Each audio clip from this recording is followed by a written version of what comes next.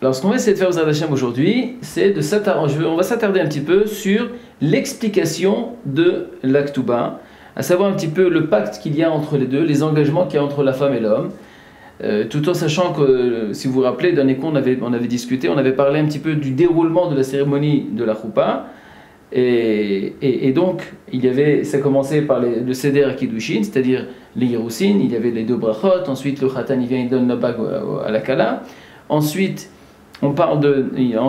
après que les Edim voyaient que le Khatan donnait la bague à la Kala, ensuite il y a la partie il y a le talit, on fait venir le talit, il fait la brasse sur le talit, et ensuite on lit la Ktuba, et pendant cette lecture de Ktuba, après que les témoins signent sur la Ktuba, on va dire toute la Ktuba, le Khatan doit aussi signer la Ktuba, et il vient pour s'engager sur tout ce qui est marqué dans cette Ktuba, et après ça, il prend la Ktuba et il dit à sa femme, Arez Oktubater, voici ta Ktuba, et il lui donne. Mais en vérité, il faut savoir que c'est pas seulement une certaine, comment dirais-je, un truc folklorique comme ça, ou une petite cérémonie un petit peu. C'est très joli, c'est très romantique, et très aussi sentiment. Il y a beaucoup de sentiments dans l'histoire, c'est très sentimental.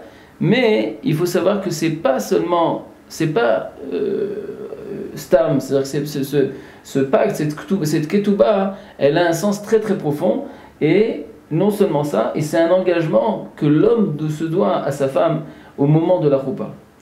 Alors, pourquoi cette ketouba a été donnée? Pourquoi les chachamim ont instauré la ketouba? Alors, il est rapporté dans les poskim, dans les sefra halakha, c'est-à-dire dans les décisionnaires, qu'en vérité, c'est aussi rapporté dans la Gemara, que pourquoi les chachamim ont instauré la ketouba? Tout simplement parce que vous savez que, qu'est-ce qui peut se passer? Il peut se passer que tout à coup, il y a quelqu'un qui se dispute avec sa femme, qui n'est pas d'accord avec elle, etc. Et ils arrivent à une froideur, avec une certaine conduite désagréable, et il est très énervé, et par énervement, il décide de divorcer de sa femme. Tout c'est bien, très bien. Le problème c'est quoi? C'est qu'on sait très bien que quand cette décision est prise avec beaucoup de nervosité, etc., à beaucoup de cas, on a vu qu'après les gens ils regrettent. Et donc sur le coup ils ont divorcé, ils étaient très contents, puis après ils regrettent, ils n'en peuvent plus, ils ne savent plus comment faire, etc. Donc les Chachamim, ils ont vu que les gens, quand ils regrettaient tout de suite, qu'est-ce qu'ils ont fait? Ils disent on va éviter le problème. Ça veut dire que, étant donné qu'il y a un engagement qui se fait entre l'homme et la femme, on va l'écrire. Et donc dans cette ketouba, il aura une responsabilité, un engagement vis-à-vis du Khatan et de la Kala, et la Kala aussi, sur un pacte avec eux, et il y aura aussi une somme d'argent que le Khatan, le mari devra verser à sa femme dans un cas de divorce. Et donc c'est cet engagement-là qui se fait par le Khatan. Et donc ça évite beaucoup de problèmes, parce qu'imaginez le type, il est un petit peu comme ça énervé, et puis sur le coup il a envie de divorcer, puis après il dit attends, la Ktuba, là, j'ai mis 20 000, 50 000, 10 000, 100 000 euros, comment je vais faire pour le payer? Et donc après il regrette, voilà, il se dit attends, les conséquences sont trop dramatiques, je préfère ne rien faire et me taire, et il se travaille, et puis après en réalité il se calme, et après l'amour revient, etc. Donc pour éviter tous ces problèmes, il y avait la Ktuba, pour faire peur. C'est pour cela qu'on prend la Ktuba, et elle doit être toujours en possession dans la main de la femme. Et donc si Chaz Shalom, on ne sait pas où est la Ktuba, il faut tout de suite aller voir un Rav et lui demander qu'il écrit une autre Ktuba, d'accord? Si elle a été perdue, si par le temps on a déménagé plusieurs fois et puis on ne sait plus où elle est, etc. C'est un problème d'Alacha, d'accord? Ou même un Issour de rester avec une femme sans Ktuba. Ça veut dire quoi sans Ktuba? Sans que la Ktuba soit à la portée de la femme. C'est pas obligé que la Ktuba soit dans la maison, elle peut être c'est aussi la belle-mère, il n'y a pas de problème, mais il faut qu'elle soit à la portée de la femme, qu'elle peut s'en servir quand elle veut, si Chaz Shalom il y a un cas de divorce. Alors, ce qu'on va essayer maintenant, c'est essayer de comprendre un petit peu, de rentrer un peu dans l'explication de tout cet engagement de la Ktuba. Première chose, j'espère qu'on va vous montrer un petit peu comme de quoi a l'air une Ktuba. En tout cas, il est rapporté comme ça, c'est qu'au début, la Ktuba, on parle maintenant, le Meseder Kedushim, quand il arrive sur la Ktuba, il y a marqué comme ça, qu'on doit mettre au début c'est-à-dire le jour exact du moment de la Choupa. Et ça c'est très important au début de marquer, donc faites très attention, il peut avoir des fois un grand problème, c'est que le moment de la Choupa se fait, il y en a qui veulent que ce soit avant la Shkia, c'est-à-dire avant la tombée, le coucher du soleil. Alors c'est très bien tout ça, le problème c'est que ce sont des heures qui sont des fois difficiles à assumer. et que on arrive dans plusieurs khuppot, on arrive, mais le Khatan et la Kala, ils veulent absolument faire ça avant le coucher de soleil, mais le grand problème c'est quoi? C'est que les gens ne viennent pas, et les gens viennent beaucoup plus tard, et puis après il faut changer. Donc si la ketouba a déjà été écrite, et le moment, c'est-à-dire c'est-à-dire la date de la ketouba, elle a déjà été mentionnée dans la ketouba, elle a été écrite et tout ça, ça pose un problème. Il y a ce qu'on appelle un shtar mugdam. C'est quoi un shtar mugdam? C'est un shtar où il y a une itraïvout, un engagement qui a été donné avant, qui est déjà écrit, alors qu'en vérité il ne s'est rien passé encore. Et donc on rentre dans des problèmes. Donc c'est pour cela qu'on ne peut pas faire un shtar avec une date tant qu'il n'y a pas eu de choupa, il n'y a pas eu rien du tout. Donc il est plus agréable de savoir, ou alors on sait exactement quand est-ce que ça va se passer, ou soit c'est d'écrire au moment de la choupa, au moment du mariage, écrire exactement la date. Ou alors ce qu'on peut faire, c'est que si Bémet, la ketouba était déjà écrite, et on arrive au moment, et puis on ne peut pas le faire directement le mariage, on est obligé d'attendre parce que les invités ne sont pas là et tout ça, tout simplement, on vient, on prend le khatan avec 2 témoins, on fait un kinyan dessus, et tout de suite il est mitraïev pour qu'il n'y ait pas un mensonge dans la ketouba. Pas qu'il y ait marqué qu'il a été mitraïev, par exemple, il s'est impliqué à cette ketouba, qu'il a été mitraïev, c'est-à-dire qu'il a pris la responsabilité sur cette ketouba. Alors le problème c'est comment il peut prendre les responsabilités sur une chose que c'est pas le moment. Alors si maintenant il prend ses responsabilités, il n'y aura pas de problème. Et après on pourra faire la choupa un peu plus tard, ça il n'y a aucun problème parce qu'il a décidé de s'engager maintenant, donc il n'y a pas de souci. Donc la première chose à faire c'est de marquer la date de la ketouba. Ensuite il y a les noms de le khatan de Kala. C'est très important de savoir exactement les noms qu'on va marquer dans la ketouba, que ce soit les noms que le khatan on l'appelle. Par exemple, si la personne elle s'appelle Yohan en français, en hébreu, et puis en français elle s'appelle Jean-Luc. Alors ça c'est très bien. Le problème c'est qu'on va poser la question, on va dire bon c'est quoi ton nom? C'est-à-dire que quand tu vas au Sefer Torah, tu montes au Sefer Torah, comment on t'appelle? Alors il va dire Yohan ben Avraham par exemple. Ok, mais ton père comment il s'appelle? Ah ben mon père il s'appelle je sais moi, il s'appelle Jean-Pierre. Alors, ok, alors il s'appelle Jean-Pierre et Avraham, ok, et toi tu t'appelles Jean-Luc et Johan, ok, alors comment on va faire? Comment on va marquer? Tout simplement, on lui dit voilà, quand tu montes Sefer Torah, comment tu t'appelles? Il dit Johan ben Avraham, ok, alors on va marquer donc ton nom à toi, le nom de ta Brit Mila, au moment que ton père il t'a nommé dans la Brit Mila, c'est Johan, le nom de ton père, la Brit Mila, c'était Avraham, donc on va t'appeler Johan Avraham. Ah mais ton père, c'est vrai, vous habitez en France, etc., et donc il y a un deuxième nom qui est un nom en français, alors à ce moment-là, on va dire voilà, Johan, ou alors entre parenthèses on va mettre Jean-Luc, ou alors on va mettre Johan Demit Carré qui s'appelle Jean-Luc, qui est aussi appelé Jean-Luc, d'accord? Ben Avraham qui est aussi appelé un tel. Et donc ensuite il y aura le nom de la famille, etc. etc. Et ça c'est valable aussi pour la Kala, de Khatan et la Kala. Je ne rentre pas dans tous les problèmes d'Alaha qu'il peut avoir quand il y a d'autres problèmes, comme par exemple qu'on parle d'une femme qui est divorcée, ou alors une femme qui est convertie, etc. Ça vaut mieux Bezrat Hashem, quand vous arriverez devant la choupa, de parler de tous les détails, parce que c'est très important que la ketouba soit réelle, soit vraie, et que les noms soient vrais, et qu'on sait de qui on parle dans la ketouba, pour pas qu'il y ait de faille. Parce que c'est un shtar, c'est un témoignage, et ça vient aussi être un shtar aussi, qui vient représenter cette cérémonie du mariage entre le khatan et la kala. Donc c'est très important que les noms soient exacts, qu'on parle de la khatan ou qu'on parle de la même kala.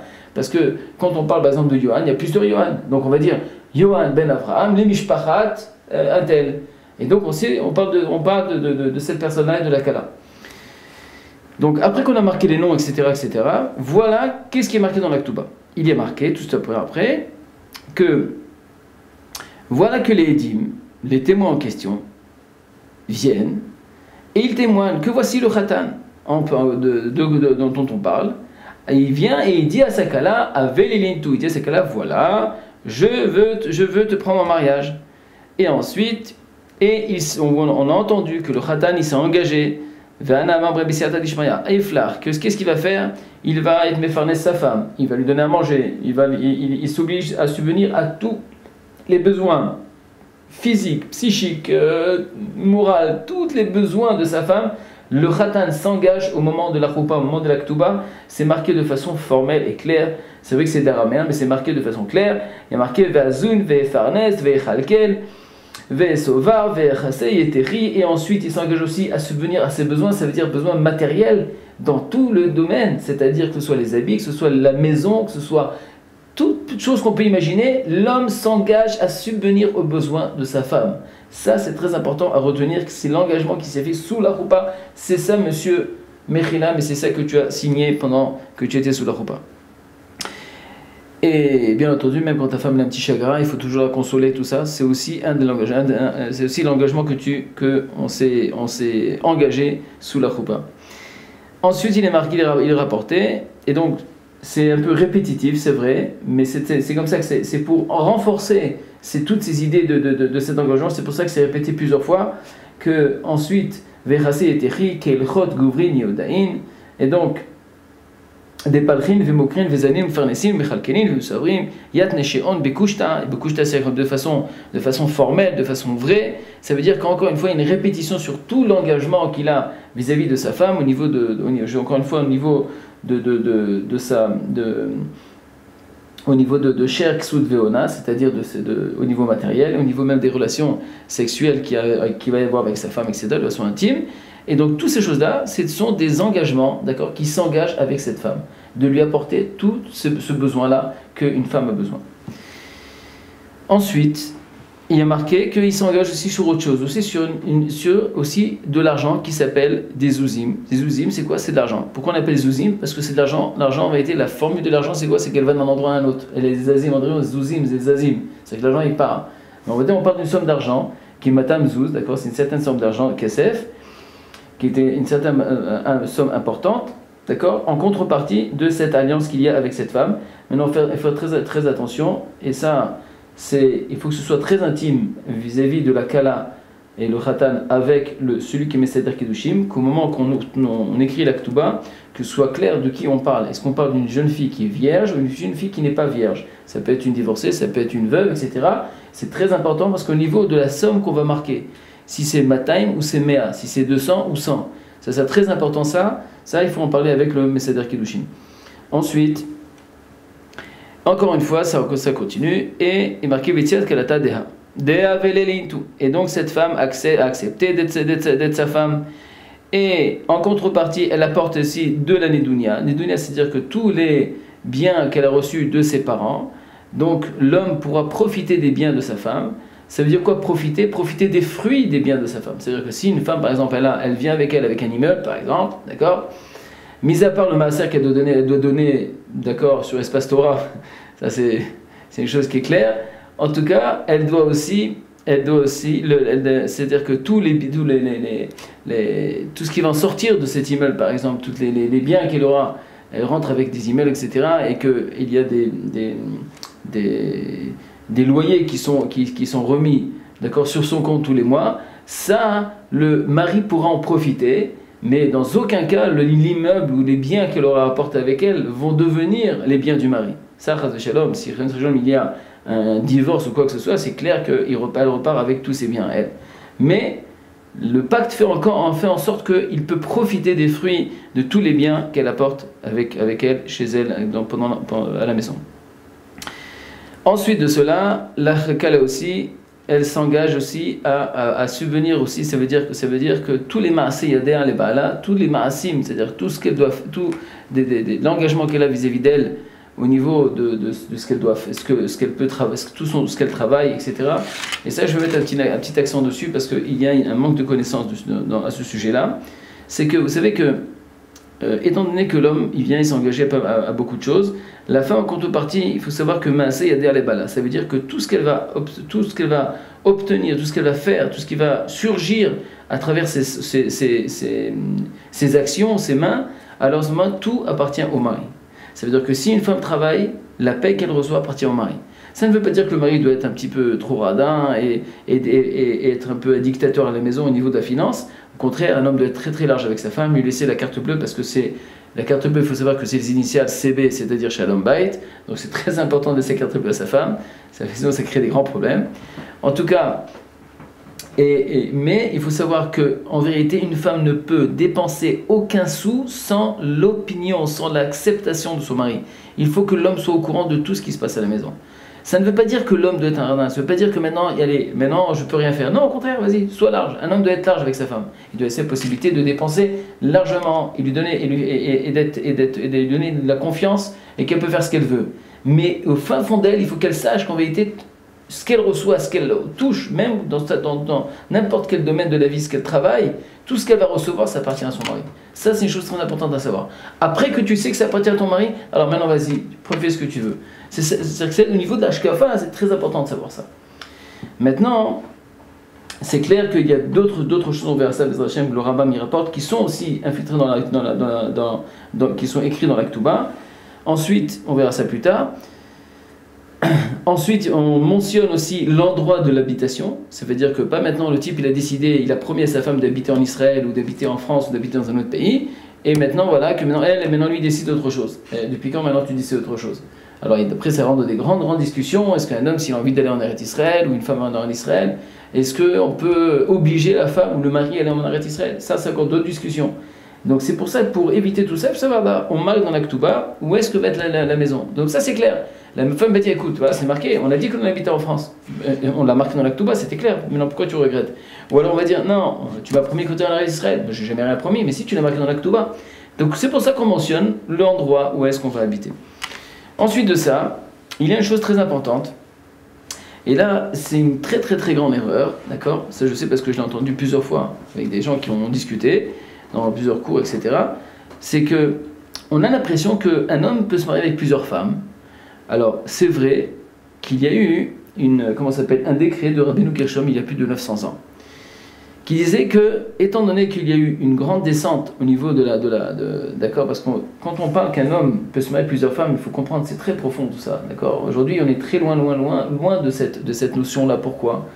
Parce qu'on est tellement, on a tellement été submergé et des lavages de cerveau du matin jusqu'au soir, et le monde occidental a tellement rendu cette relation d'amour entre l'homme et la femme en une chose qui est tellement facile, qui est tellement sale, c'est tellement des choses qui n'ont plus de valeur.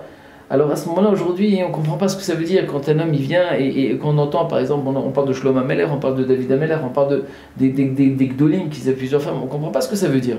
On a l'impression que, attends, plusieurs femmes, ça veut dire que, il y a des histoires. Non, c'est faux, on ne parle pas de ça. On parle de niveaux beaucoup plus élevés. Seulement, on est tellement loin de tout ça, et donc on a l'impression, on n'a pas assez le niveau. Et Rabbeinu Gershom, déjà à l'époque, il y a 900 ans, il a vu ce kilkoul qu'il y a eu dans le monde entier, et c'est pour ça qu'ils ont instauré que c'est interdit de se marier plus de deux femmes, avec une femme seulement et c'est tout. On ne peut plus se marier, on n'a plus la possibilité. Il y en a qui vont dire oui, mais les Sfaradim, ils n'ont pas reçu cette xéra de Rabbeinu Gershom. C'est vrai que les Sfaradim n'ont pas reçu ce décret. Mais pour les grands Talmidei Chachamim de Espace Torah, alors sachez messieurs, vous pouvez voir dans le Shulchan Aruch, c'est rapporté un ou deux semaines juste avant, c'est rapporté qu'il y a une autre loi qui dit que même le Rabbi Yosef, comme ça il rapporte, que dans l'endroit même où que le minhag il est de ne pas se marier avec deux femmes, il est interdit pour même une personne qui n'a pas reçu la xéra de Rabbeinu Gershom de se marier avec deux femmes. Et aujourd'hui, dans le monde entier, étant donné que la souveraineté de la Torah est dans Eretz Israël et à Jérusalem, d'accord, de la Rabbanut Arachide, dans le monde de la Torah, il est ici en Israël, et dans toute la Rabbanuyot Arachiyot, d'accord, on a interdit de marier deux femmes. Donc le minhag, il est de ne pas se marier avec deux femmes.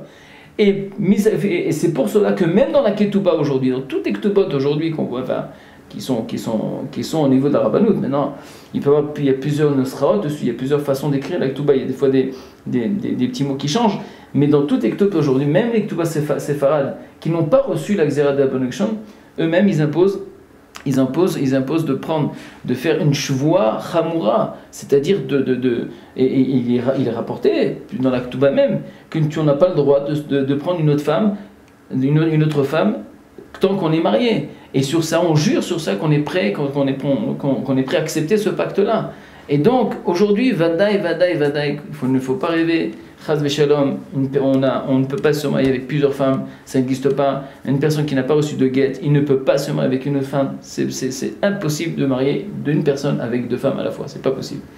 D'autant plus qu'une femme ne passe avec deux maris, ça c'est clair, on n'en parle même pas. Mais dès qu'un homme se marie avec deux femmes, c'est une chose qui est impossible et c'est une chose qu'on s'engage sous la Ktuba et avec ce soit avec un kinyan ou même avec une shvoua chamoura, une shvoua, de ne pas se marier avec une autre femme. Et même si on peut dire ah oui mais moi je savais pas que c'était très dur et en vérité quand j'ai juré, quand j'ai signé l'Aktuba, j'étais pas conscient du grand problème. Même ça, tu t'engages sur l'Aktuba que même cette façon-là de réfléchir, tu ne peux pas la réfléchir. Ça veut dire qu'on essaie d'encadrer la personne que tout ce qui est marqué l'Aktuba, il s'engage. Et donc, les deux témoins viennent ensuite pour signer l'Aktuba devant le Khatan, après qu'ils ont vu qu'il a fait le Kinyan, après qu'ils ont vu tout ce qui s'est passé. Et il faut savoir aussi que cette Ketouba, elle a été écrite d'une façon elle est considérée aussi un petit peu comme un shtar Kiddushin. Parce que c'est qu'un homme peut marier sa femme avec, comme il y a marqué dans la Mishnah avec Kiddushin, avec Esef shtar au Bia. Bien qu'aujourd'hui, c'était la bia, c'était la relation, bien que la relation aujourd'hui on ne le fait pas de cette façon-là. Pourquoi? Parce que, comme Abaye, un des Amouraïm dans la Gemara, Abaye commençait à critiquer, à crier pour toute personne qui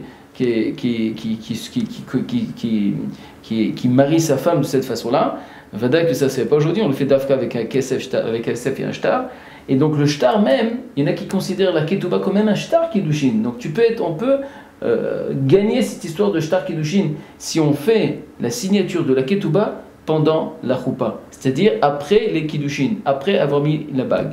Ceux qui font signer la Ketouba avant, il n'y a pas de problème, il y a un minag de cette façon-là, mais Vadak, on peut gagner autre chose si on fait ça pendant la Ketouba, pendant le moment de la Ketouba, au moment de la Choupa, tout simplement parce que tu gagnes cette notion de quoi? De Shtar Kiddushin, parce qu'il est rapporté dans la Ketouba que les témoins disent qu'on a entendu le Khatan dire Avel Elintou, c'est-à-dire j'ai entendu dire que le Khatan a dit à sa femme voilà, je veux que tu sois ma femme. Mais si maintenant il signe ce contrat-là avant, mais le Khatan n'a jamais rien dit du tout. Donc c'est vrai qu'il est préférable de le signer après. Mais même si on n'a pas le choix, on est obligé de signer avant, comme on l'a mentionné tout à l'heure, c'est pas grave, on peut le faire quand même. Pourquoi? Parce qu'il y en a qui disent que c'est Chada Marta. Ça veut dire qu'en vérité, on est dans les lignes des Kiddushin, on est dans la salle, tout le monde sait de quoi on parle, il va le dire bientôt, on est tous là. Et maximum, ça marche pas, on déchire le contrat, c'est pas grave. Donc ça veut dire ça s'appelle encore on est Asukim Auto-Inyan, on est dans le même Inyan, et donc ça marche. Donc ça c'est au niveau de la Ketouba. Et pour finir, cette histoire de Ketouba, il est rapporté dans le Rambam. Alors le Rambam il rapporte qu'en réalité il y a 10 engagements que l'homme fait à sa femme et la femme en a que 4. Voilà. Alors les 3 premiers c'est Midin de la Torah, c'est des engagements de la Torah, ce qui s'appelle Sheira, Ksuta, Veonata. Sheira c'est quoi? C'est les Mésonotes et Mésonotes Bnei Beita. Ensuite, Ksuta, c'est quoi? C'est les habits, subvenir à tous ses besoins matériels, etc., psychiques et moraux, et je sais moi, sentimental, tout ce qu'on veut. Et il faut comprendre de quoi on parle. Ça veut dire que même si tu te trouves, d'accord, il est maintenant 2h du matin.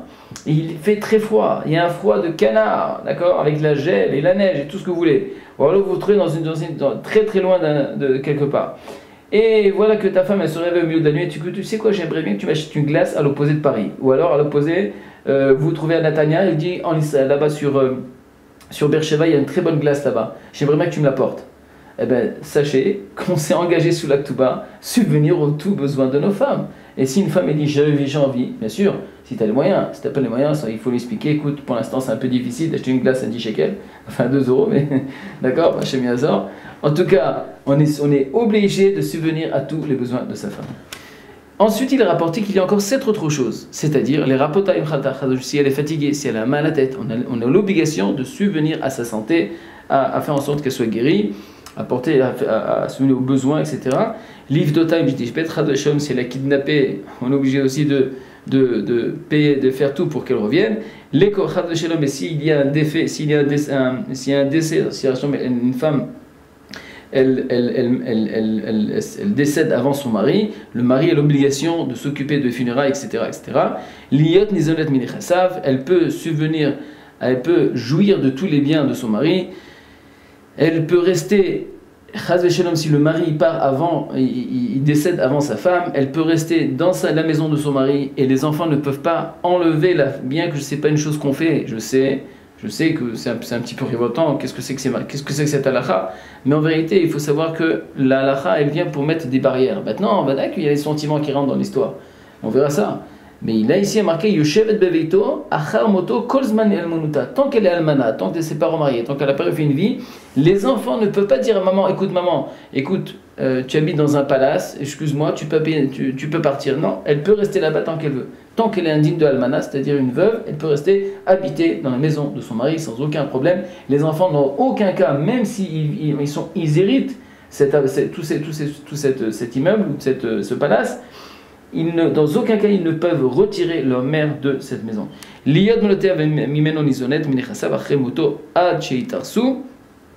Et donc, même si on sait que l'héritage est dû rien qu'aux garçons vis-à-vis de la halakha, nous savons aussi, et les filles n'ont pas d'héritage, mais c'est vrai qu'aujourd'hui, pour le shalom, alors on essaie de s'arranger pour que tout le monde reçoive quelque chose.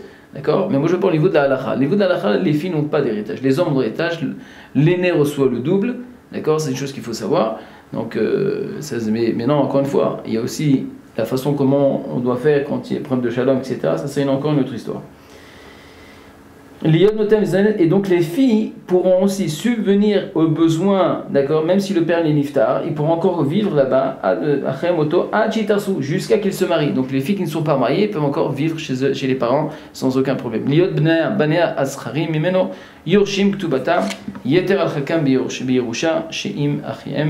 Et donc les enfants de ce mari pourront recevoir aussi également.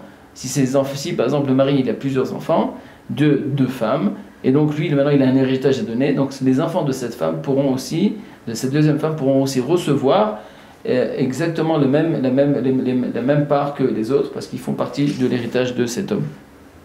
Ça c'est sur l'engagement de l'homme vis-à-vis de sa femme. La femme, elle a 4 choses tout simplement. Première chose, les yot masea yadea shelo, c'est-à-dire que ces maasim lui appartient, tout ce qu'elle va trouver, tout ce qu'elle va travailler, tout ce qu'elle va apporter à la maison, d'accord, qui est le fruit de son labeur, à ce moment-là, le mari peut en profiter et il lui appartient, non seulement en profiter, mais ça lui appartient. Liyot metiata shelo, tout ce qu'elle trouve, shiye ochel kol perot nirsea bechayea, d'accord, et donc il peut jouir aussi de tous les biens, comme on l'a dit tout à l'heure. Maintenant, quand on parle maintenant de masé yadea shelo, ça veut dire que tout ce qu'elle va faire lui appartient. Ça englobe aussi la responsabilité d'une mère, d'une maman dans son foyer, c'est-à-dire de faire à manger, de faire le linge, ça ne veut pas dire qu'une femme, c'est une boniche dans la maison. Il faut comprendre une chose, que la plus grande mitzvah d'une femme, c'est quoi? C'est subvenir aux besoins de sa maison, c'est la patronne de la maison. Si une femme, elle met le cœur à tout ce qu'elle fait, et l'homme, il est là, et puis il sait dire merci, il sait apprécier tout ce que la femme fait pour lui dans la maison, c'est très important, c'est pas de la rigolade. Si on crée un foyer, c'est créer une maison de chesed, on en a parlé plusieurs fois de ça. Et donc il faut voir ça de façon positive. Et donc toutes ces choses-là, c'est l'engagement que la femme fait vis-à-vis de son mari, de subvenir, de lui apporter à manger, tout ça, d'obéir, etc. Ve'im chadashalom meta bechayav yershena. Et bien Israël shalom, une femme, elle décède et le mari était vivant, lui, il hérite aussi sa femme. Ce sont les 4 choses que sont obligés que la femme s'engage vis-à-vis de son mari. Alors, maintenant, ce qui est important à savoir dans toute cette ketouba là-bas au Hachem, c'est qu'en vérité, cette ketouba c'est un pacte. C'est un pacte qui vient maintenant faire en sorte que l'homme et la femme maintenant rentrent dans un engagement de vie ensemble. Cet engagement de mariage, c'est un engagement qui va se créer non seulement de façon matérielle, d'accord, vis-à-vis du besoin de chacun, mais aussi de façon spirituelle et aussi physique. Ça veut dire qu'il y a plusieurs parties qui vont jouer dans l'histoire. Alors, ce qu'on va essayer de faire, B'ezrat Hashem, dans les prochains cours, c'est de rentrer dans un sujet qui est très délicat, qui est un sujet qui est difficile à parler, mais en vérité qui est indispensable et qui est, comme beaucoup de rabbinim m'ont dit, c'est Horat Shah, c'est-à-dire que c'est maintenant, aujourd'hui on est obligé d'en parler, on est obligé de parler de ça, parce qu'il y a tellement un chamboulement dans l'histoire, et donc on va essayer, Bezrat Hashem, de s'attarder ensemble sur comment la Torah, quel est l'aspect de la Torah dans toute cette relation au niveau du couple, entre l'homme et la femme. Cette relation qu'on parle de relation qui est pas une relation seulement amicale comme on a parlé jusqu'à maintenant, comment on doit s'arranger, comment on doit parler, comment on doit respecter. Je parle plus de la relation intime. Quelle est la shkafa de la Torah? Quelle est la position de la Torah? Comment la Torah regarde cette relation? Est-ce que l'aspect de la Torah dans cette relation, c'est une chose qui est sale, c'est une chose qui est dégoûtante, c'est une chose qui est impure, c'est le côté du Yetzer Hara, ou alors complètement le contraire, ou alors c'est le côté plus du Yetzer Tov, c'est le côté plus de la Shekhinah, comme il est rapporté, Zahu Shekhinah Benem, s'il mérite la Shekhinah pour reposer. Donc c'est de ça qu'on va parler, Bezrat Hashem, dans les prochains cours. D'accord. Quel est l'aspect de la Torah? Comment la Torah voit tout ce inyan, c'est-à-dire toute cette relation intime, comment la Torah met l'accent dessus. Là on va ça, Bezrat Hashem, à travers toutes les sources, d'accord, toutes les références, on va apporter plusieurs références, pour vous montrer un petit peu comment la Torah parle de ce sujet-là. Et ça, Bezrat Hashem, on verra ça, et que Hashem Ya'azor, Bezrat Hashem, et qu'avec tout ce qu'on a étudié dans le couple, nous donne des maîtres shalom à tout le monde, shalom bayt chez nous, dans le monde entier, et que très prochainement on aura le shalom dans le monde, et avec cette façon-là, on pourra faire descendre la présence divine sur terre, et que la Géoula vienne très très très très vite. Amen. Ken Yeh Ratzon. À la prochaine fois.